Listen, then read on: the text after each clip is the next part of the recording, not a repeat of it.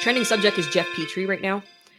I know you haven't seen a lot of the games, but could Jeff Petry be trying to but model Weber's game a little bit too much? He said that he was overthinking and needed to simplify his game, but I don't know if you saw the replay, but he's getting off the ice, screaming, slamming the door. He looks like he's looking at the coach, screaming at the coach. He is not himself right now. He's at the point, constantly shooting on another player, not making the key passes. Players are just wide open, and he's not passing. He's not making plays. What could be going on with Jeff Petry right now?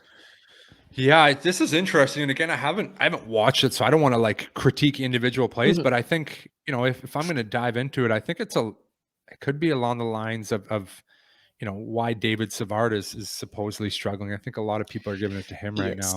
He really is. Poor guy who honestly took less to come to Montreal. He could have got more money somewhere else. There's no doubt in my mind after 2 Stanley Cups. I just think the last couple of seasons have been hard on guys' bodies. For sure. Like really hard. And Petey's 34, which is getting older in hockey terms. I know he skates so fluid and he makes things look easy.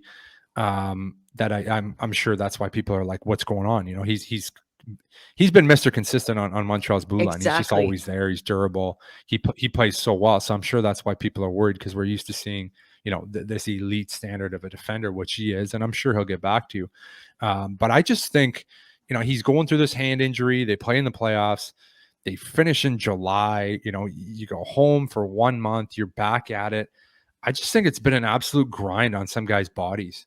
And it takes I don't want to say a couple months, but for some guys, it takes longer to kind of get in that hockey shape and get back to where you need to be and where you're playing.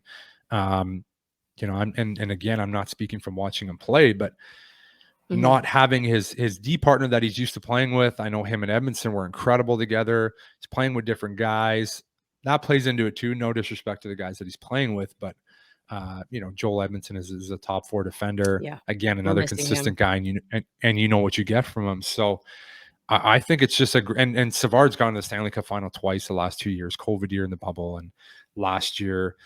And you have no time to train and recover your body. We talked to Gally there maybe 4 or 5 weeks before the camp was open, and he was like, man, I got home like 2 weeks ago and I'm back training already, and it's training camp in a month. So the season is just an absolute grind on a normal year, but the last 2 years is just killing guys physically. So I wouldn't be surprised. I would give it another 5-7 games, and I bet you see Petry start rounding the corner, getting to where he wants to be, and I wouldn't be concerned about him. I honestly think I don't want to say that's what it is, but I'm assuming Jeff takes care of himself so well. He's a guy that can easily play another 4 or 5 years, the way he skates, the way he plays the game.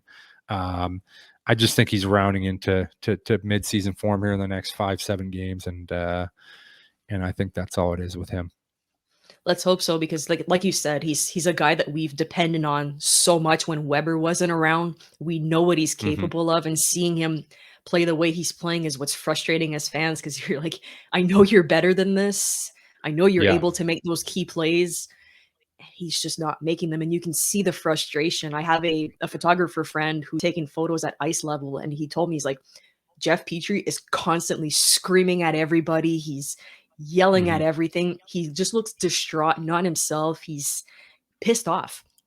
Obviously, the way the team is going, like, it's not helping there. But he's a fiery competitor. Like, he's very fiery. So he's a guy. He may not show it a lot, and obviously he's showing it now, but he's a guy that's so fiery. He hates to lose. He loves to compete. So that doesn't surprise me to hear that. He's showing it a little more, I think, now, but I think he's frustrated. I think when you're a guy like him, for good reason, that's the team has been good the last couple of years. You've been in some good playoff runs. Again, last year you go to the Stanley Cup final. Your expectation is to continue to stay at that level. He wants to win. He re-signed here. That guy could have went to any team he wanted to go to. He decided to stay in Montreal, and now your team's doing this. You're getting older. That's frustrating, because he wants to win so bad. And you took this leap of faith. Sorry, crazy leap of faith to sign on this team and expect good things, and I think that's what he was hoping for. So and to touch on your point, is he trying to fill the shoes of Shea Weber? Maybe he's being more vocal now than I've seen him, obviously, by what you're saying. Yeah. So maybe he's trying to be that guy that holds guys accountable. I wouldn't say that Webbs would yell at guys, but he could give you a look and be like, hey, pick it up. Oh, But you know that look. he held guys accountable, and without him, and I don't know a lot of the guys in the dressing room. I think, maybe Jeff's having to take that role on himself, to call guys out, to keep guys honest. That's how you have good teams. You got to hold people accountable. So, yelling at the coach, I haven't seen him yell at the coach very often, but I seen him. I seen him battle Claude Julien one time in practice. Before we touch back on that, you can kind of see like the camera's on him and he's just looking back, screaming, but you can't see who he's screaming at. So is he screaming at the team? Is he screaming at the coach? I'm not here to speculate on that, but he was screaming at somebody. Probably a forward, I think. Probably a forward didn't come back or turn the puck over, didn't get in deep. If the D get caught on a shift, and that's what, like, mostly the only time I've seen him yell at guys is when the D are stuck on a long shift and forwards don't get the puck in deep so they can change. He's not afraid to give it to guys, which I love. Perfect. So maybe it's something of that aspect, and maybe they need a little more of that.